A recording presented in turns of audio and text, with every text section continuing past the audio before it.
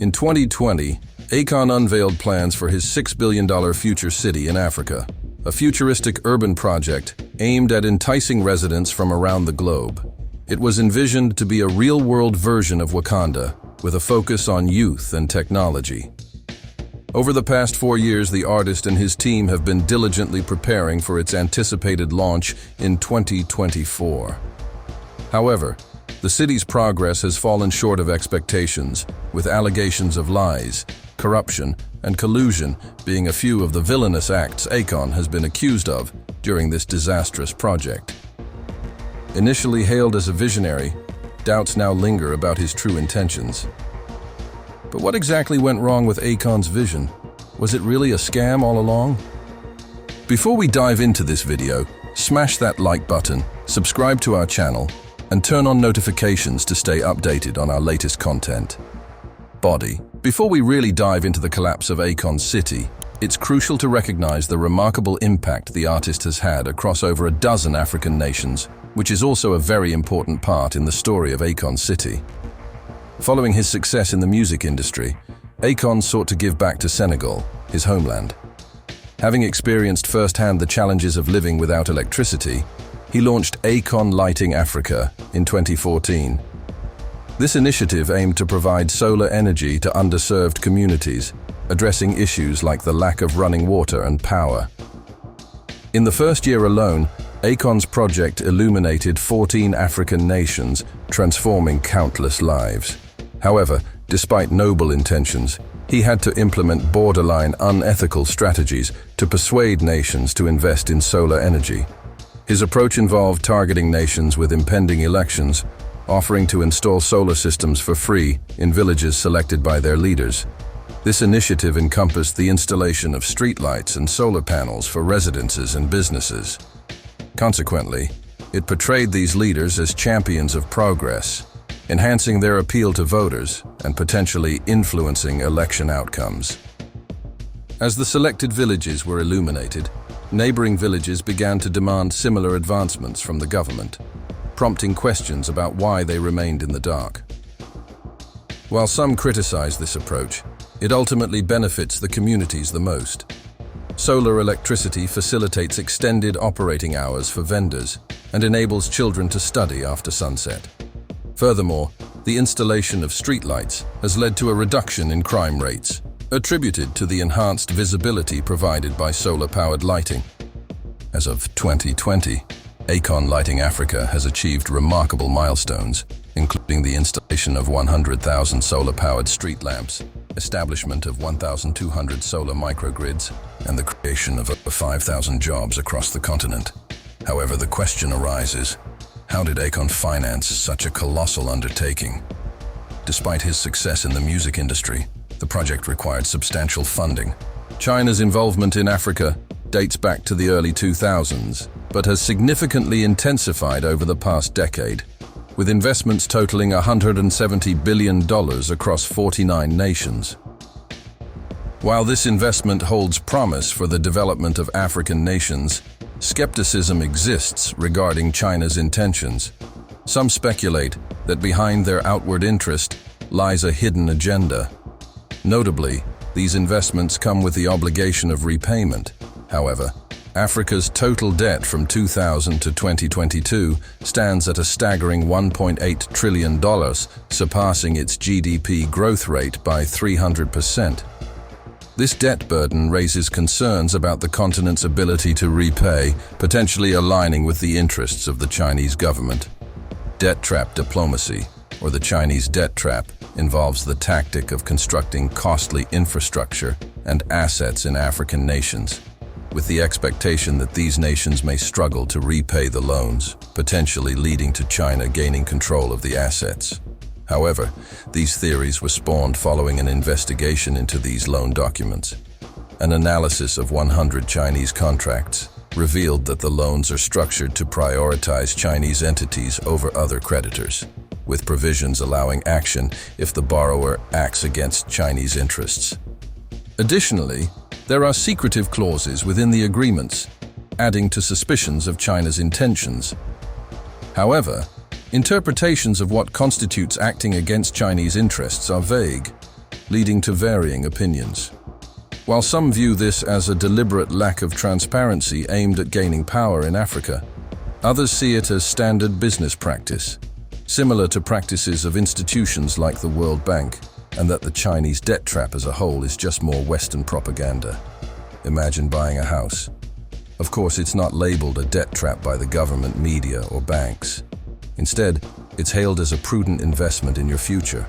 However, if you fail to keep up with payments, the house can be repossessed, effectively transferring ownership to the bank. Could this mean that buying a house in America is a form of debt trap? The answer depends on whether you believe China is engaging in standard business practices or intentionally setting up nations to default on loans, thereby gaining control of assets and increasing influence in Africa.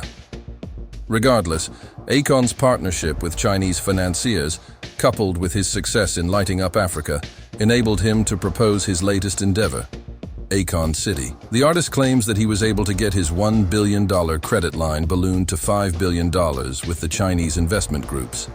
Embarking on a promotional tour, Akon unveiled plans for Akon City, slated to occupy a 3-square-mile tract, just 60 miles from Senegal's capital, Dakar.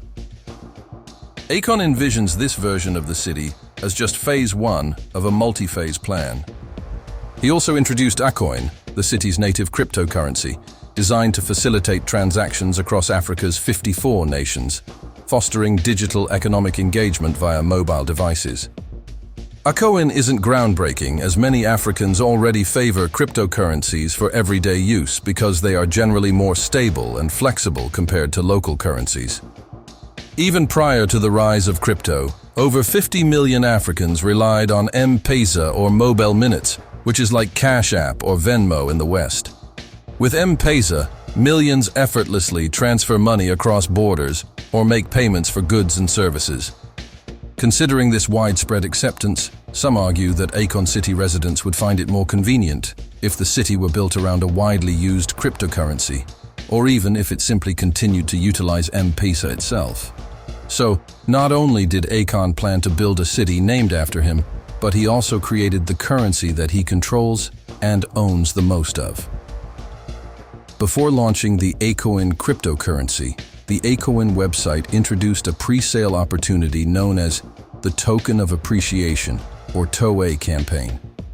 This pre-sale functioned as a donation, with contributors promised 4 tokens for every $1 spent.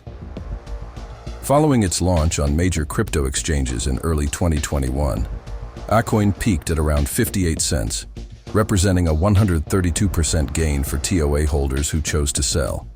However, many held on to their tokens, believing in Akon's potential. Within months, the price plummeted to around 10 cents per coin, resulting in a significant loss of 60% for TOA holders. Despite the sudden downturn, Akon admins offered refunds to initial donors. However, they got nothing. When questioned about these refunds, Akon said he had no idea there were any problems.